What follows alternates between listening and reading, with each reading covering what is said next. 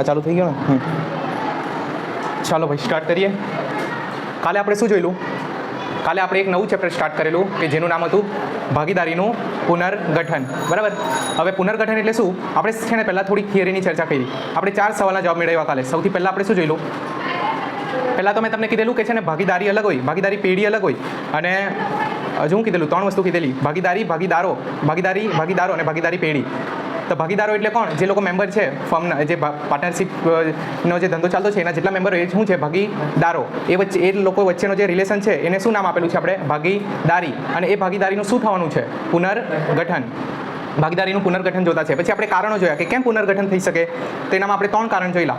કયા કયા હતા? સૌથી પહેલું, નવા ભાગીદારનો પ્રવેશ. તો ઓબ્વિયસલી જૂની ભાગીદારી બ્રેક થઈને નવી ભાગીદારી ફોર્મ થશે. પછી કોઈ મૃત્યુ પામે કાં તો નાદાર જાહેર થાય. અને પછી નફા નુકસાનના પ્રમાણમાં ફેરફાર. જો નફા નુકસાનનું પ્રમાણ બદલી કાઢીએ તો બી ભાગીદારીનું પુનર્ગઠન થાય. પછી કયો આપણે સવાલ જોઈ લો?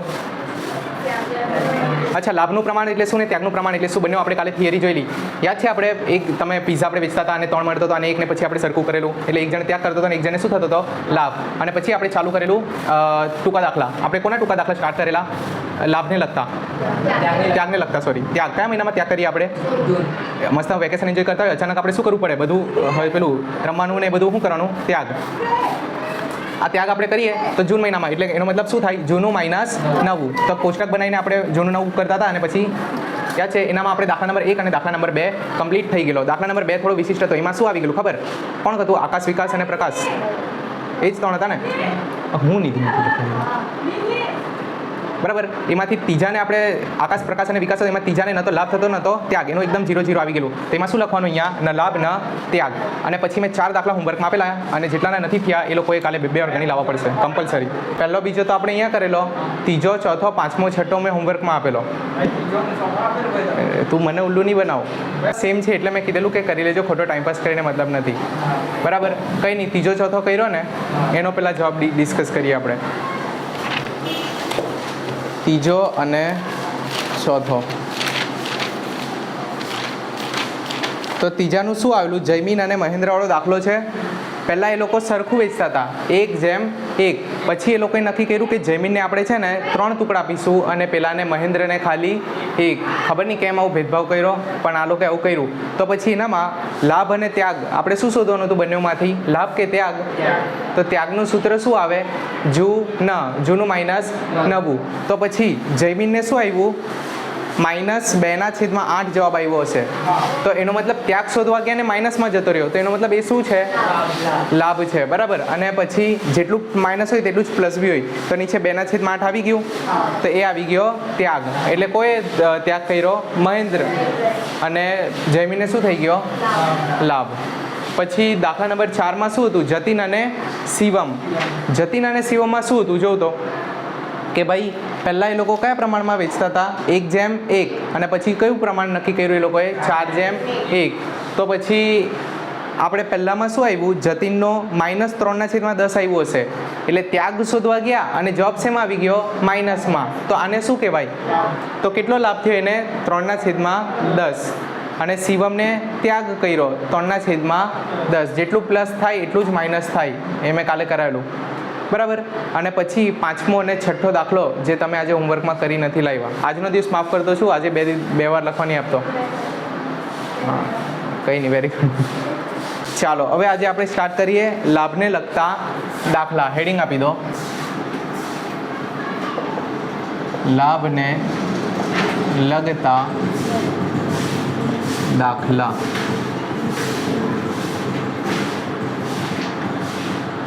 હવે આ બી કેટલા માર્કમાં આવી શકે? અને હા, એક હજુ વાત, બોર્ડમાં કયું આવવાનું છે? ત્યાગનું આવવાનું છે કે લાભનું આવવાનું છે? બંનેમાંથી કોઈ બી એક આવશે, એ નક્કી નહીં હોય. કાં તો લાભ પૂછી લે કાં તો ત્યાગ. કેટલા માર્કમાં આવશે આ દાખલો? અને કંઈ બદલશે રકમ કે એકદમ ઝેરોક્સ એકદમ ડિટ્ટો છાપીને જ આપશે એ લોકો? સેમ ટુ સેમ આવી રીતે જ આવશે. 1% બી એ લોકો ચેન્જ નહીં કરે. એટલે આ જે તમને રકમ લખાવી ને સેમ આ જ ફોર્મેટમાં દાખલો આવશે. એટલે નવું કંઈ એમાં એડ નહીં કરે, નવો કોઈ કોન્સેપ્ટ અંદર એડ નહીં થશે. ખાલી નામ બદલાશે અને પ્રમાણ બદલાશે. બરાબર. એટલે આ 3 માર્ક તો એકદમ પાક્કા જ છે બોર્ડમાં. હવે આપણે છે ને કાલે શું જોયેલું? ત્યાગ. તો ત્યાગમાં શું હતું સૂત્ર? જૂન. શું હતું? એટલે જૂનું પ્રમાણ માઇનસ નવું પ્રમાણ. તો હવે છે ને આપણે જોવાના છે લાભ. તો લાભ કેવી રીતે શોધવાનો? પહેલામાં હતું જુ ન, તો આનામાં એનું ઊંધું ન જુ. પહેલામાં શું હતું? જુ ન, તો હવે આવશે ન જુ. તો નવું પ્રમાણ માઇનસ જૂનું પ્રમાણ. એટલે ખાલી ત્યાગનું પ્રમાણ યાદ રાખવાનું કે ભાઈ જૂન મહિનામાં ત્યાગ કરેલો, અને લાભનું શું કરી દેવાનું? એનું ઊંધું. ખ્યાલ આવ્યો? તો લાભમાં શું થશે? જુ નની જગ્યાએ ન જુ, એટલે નવું પ્રમાણ માઇનસ જૂનું પ્રમાણ. આટલું યાદ રાખો ખાલી સૂત્ર, એટલે કેટલા માર્ક મળી જાય આપણને? એટલે દાખલો ગણવો પડે પણ એક સૂત્ર પર છે આખું. આપણે છે ને સૌથી પહેલાં પેજ નંબર કયું છે? પેજ નંબર 50 છે. ભાઈ જે લોકો વિડીયો જોતા છે એ લોકોને બી આપેલી જ છે આ PDF. પેજ નંબર 50 લાભને લગતા દાખલા, એમાં 7મો છે ને ધ્રુવીલ, ગોપી અને મુકુંદ. એના પર વાંચો શું કીધું છે.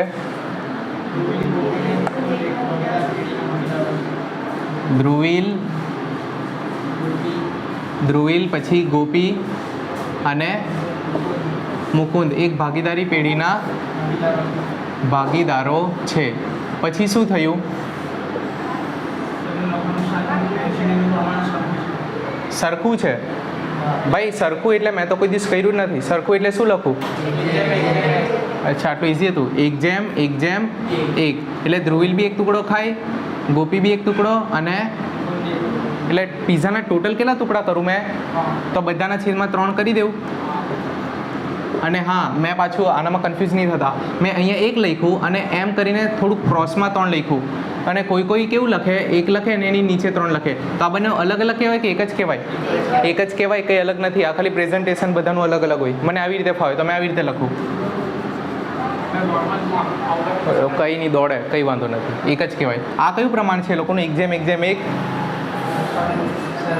નવું કે જૂનું? આ જૂનું પ્રમાણ છે. કયું? એ તો આગળ વાંચશો એટલે ખ્યાલ આવી જશે. પછી વાંચો શું થયું?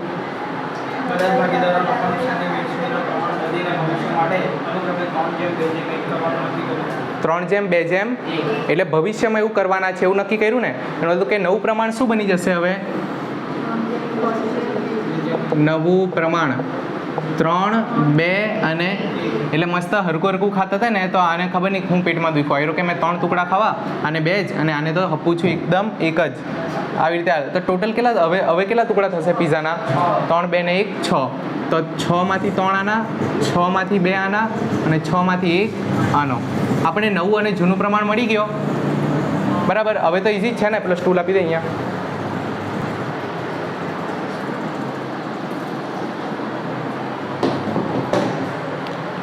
અહીંયા આપણે શું કરી દઈએ? જાય અહીંયા શું કરી દઈએ આપણે? કોની કોલમ આવશે? ભાગીદારની. અને એની નીચે કોણ કોણ છે ભાઈ? ધ્રુવીલ, પછી ગોપી, છોકરો છે કે છોકરી ખબર નહીં, અને પછી મુકુંદ. આ તો છોકરો જ કે હોય છોકરીના નામ બી.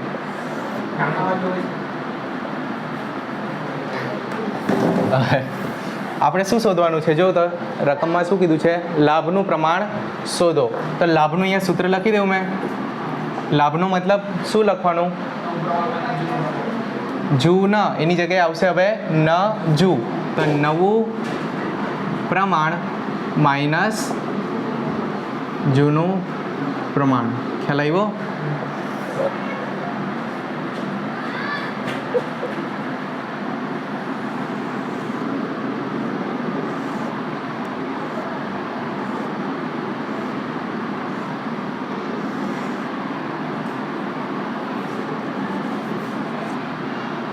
ચાલો ભાઈ, અહીંયા શું આવશે? જવાબ આપણો આવશે લાભ છે કે ત્યાગ. જે છે તે અહીંયા આપણને મળી જશે. હવે ફટાફટ, ઓલરેડી કોન્સેપ્ટ ક્લિયર છે આપણા. અને હા, કાલે આપણે નવી વસ્તુ શું શીખેલા? આપણને નોર્મલ સરવાળા બાદબાકી આવડે. તો કાલે આપણે કોના સરવાળા બાદબાકી જોયેલા? અપૂર્ણાંક સંખ્યાના. જે પેલું ઉપર અંશ અને છેદવાળી હોય ને, મને કેવું ઉપરનાને શું કહેવાય? છેદ કે અંશ, અને નીચે અને છેદ. તો એવા લોકોનો સરવાળો બાદબાકી કેવી રીતે થાય તે આપણે કાલે જોયેલું. તે હમણાં મારે કરવાની જરૂર છે કે થઈ જશે? ઓકે, તો હમણાં સૌથી પહેલાં કોની વાત કરવાની? ધ્રુવીલની વાત કરે એટલે ગોપી અને મુકુંદને હમણાં ભૂલી જાઓ, ખાલી આપણને ધ્રુવીલ દેખાવો જોઈએ. તો આપણે નવું માઇનસ જૂનું કરવાનું છે. તો નવું કેટલું છે એનું? 3/6 માઇનસ 1/3. હવે 6 તાલી વચ્ચે સાઈન કોની?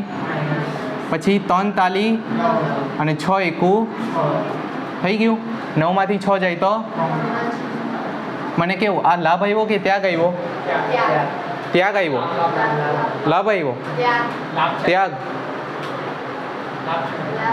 શું છે? કેવી રીતે નક્કી કરવાનું? આપણે સૂત્ર કોનું મૂક્યું? તો લાભ જ આવવાનો ને. હા, સૂત્ર મૂક્યું લાભનું અને એરો માઇનસમાં જતો રહી તો ત્યાગ. લાભનું સૂત્ર મૂક્યું તો લાભ જ આવશે ને. તો આવશે 3/18 લાભ. આનામાં આને જો ટૂંકું સ્વરૂપ કરવું હોય ને તો થાય, પણ પછી છોકરા ખોટા કન્ફ્યુઝ થાય, પેલું ઉડાવીને એની કરતાં ભાઈ આ જ રાખો, કંઈ વાંધો નથી. બરાબર. પછી ગોપીનું શું છે ભાઈ? નવું પ્રમાણ કેટલું છે? 2/6 માઇનસ 1/6 તાલી 18 વચ્ચે સાઈન માઇનસની 3 દુ 6 અને 6 એકું આ શું થયું? 0. મતલબ આને કોઈ લેવા દેવા નથી, ન લાભ ન ત્યાગ. અને પછી અહીંયા મુકુંદમાં શું હતું ભાઈ?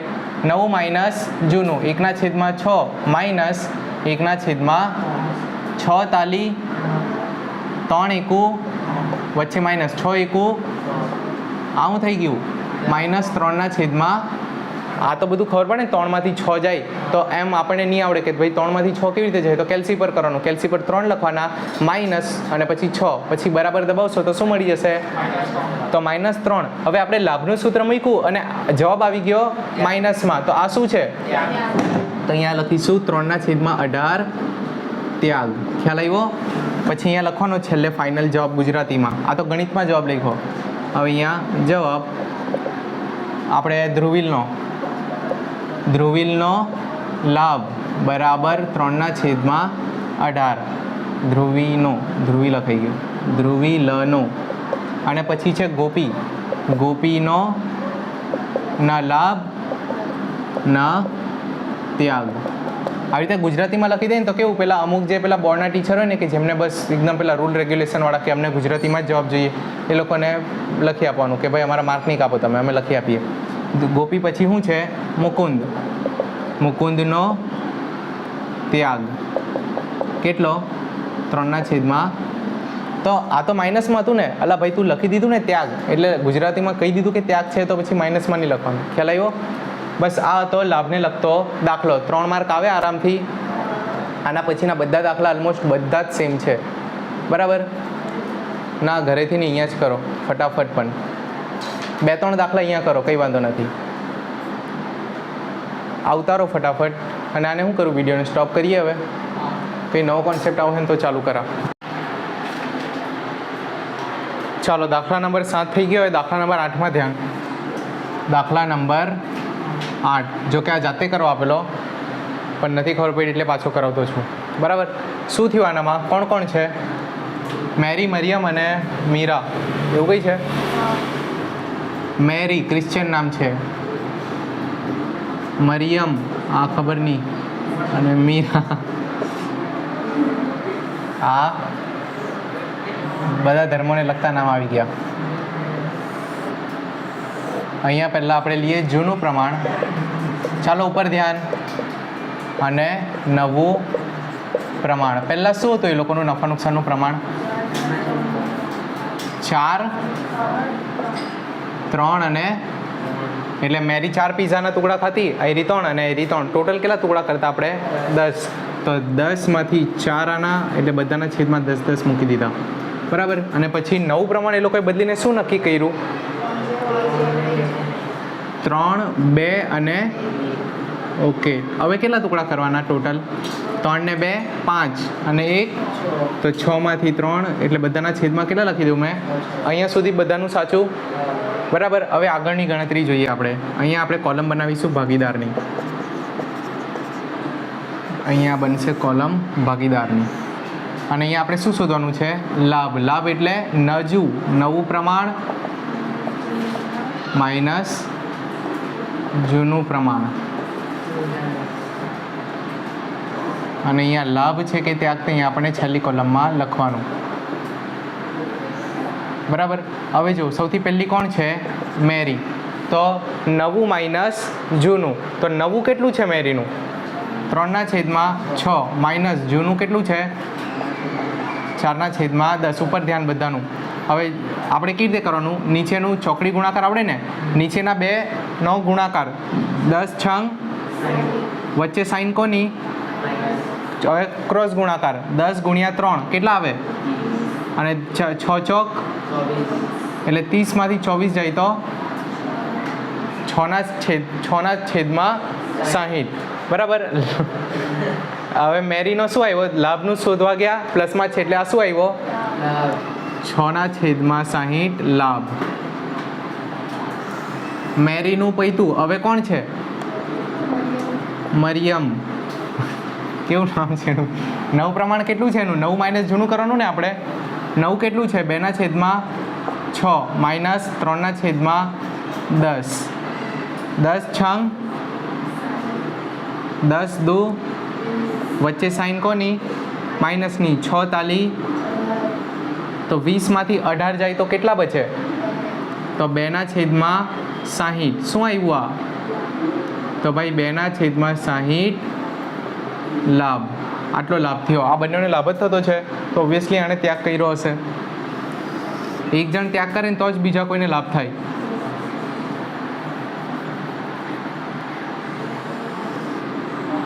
હવે કોણ છે? મીરા. મીરાએ બહુ ત્યાગ કર્યો. કે 9 પ્રમાણ કેટલું છે? 1/6 માઇનસ, ઉપર ધ્યાન, મેં કોના માટે કરાવતો છું? 1/6 માઇનસ જૂનું કેટલું છે? બોલો ને. 3/10. હવે મને કેવું આનું આવડે? 6/60 વચ્ચે સાઈન માઇનસની. 10 એકુ 6 તાલી. હવે જોજો 10માંથી 18 જાય તો માઇનસમાં જવાબ આવે ને. તો -8/60. ખ્યાલ આવ્યો? હવે આપણે શું જોવાનું? જેટલું પ્લસ થયેલું હોય ને એટલું જ માઇનસ થયેલું હોય તો આપણો જવાબ સાચો છે. તો અહીંયા કેટલા પ્લસ થયેલા? 6. અને પછી કેટલા પ્લસ થયા? 6 ને 2 કેટલા પ્લસ થયા? તો માઇનસ કેટલા થઈ ગયા? 8. ખ્યાલ આવ્યો? જેટલા પ્લસ થયા એટલા માઇનસ થઈ ગયા. તો આપણે લાભ શોધવા ગયા અને એરો માઇનસમાં આવી ગયો બુઠ્ઠો. હવે શું કરીએ? આને શું કહેવાશે? તો હવે ત્યાગ. તો આને 8/60 ત્યાગ કર્યો એમ કહેવાય. ખ્યાલ આવ્યો? અને નીચે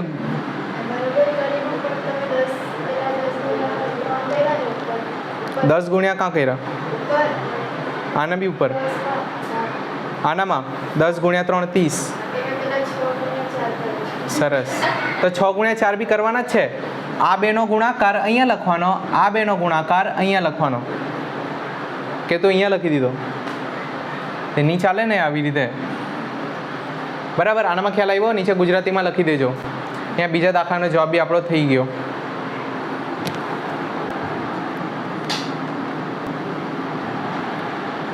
ચાલો આપણે આ કયો કર્યો? છેલ્લે 8મો કર્યો ને વિડીયોમાં. એટલે 9મા અને 10માનો જવાબ આપણે ચેક કરવાનો બાકી છે. ભાઈ 9મામાં જવાબ જોજો. 9મામાં છે ને રાજા, રાણી અને પ્રજા 3 જણા છે. આનો જવાબ આપણે કેટલો આવેલો છે એકવાર જોઈ લો. રાજાનો છે 1/15 લાભ. 1/15 લાભ. આનો બી 1/15 લાભ. અને પ્રજાનો 2/15 ત્યાગ. એટલે માઇનસમાં આવ્યો છે આ. એટલે આવી રીતે જવાબ આવશે. બરાબર. 1/15 લાભ, 1/15 લાભ અને પ્રજાનો -2/15 ત્યાગ. ખ્યાલ આવ્યો? અને આવી રીતે છે ને આ થયો 9માનો જવાબ, દાખલા નંબર 9. અને દાખલા નંબર 10નો જવાબ હમણાં જોઈ લો. આ તો દાખલા નંબર 9નો જવાબ. આ છે દાખલા નંબર 10નો જવાબ. આ જાતે કરવાના હતા 9મો ને 10મો. 10મામાં શું છે? જોશી, વ્યાસ અને બારોટ. તો જોશી અને વ્યાસ બંનેને લાભ થઈ ગયો. જોશી અને વ્યાસ બંનેને શું થયા? લાભ. કેટલો લાભ થયો છે ભાઈ? તો કે જોશીની વાત કરીએ તો જોશીને 6/60 અને વ્યાસને 2/60 અને બારોટને શું થયું તો -8/60 એનો મતલબ માઇનસમાં જવાબ આવી ગયો તો ત્યાર છતાં નહીં સમજ પડે કંઈ બી તો કંઈ નહીં કોન્ટેક્ટ કરો મેં સમજાવી દેવા.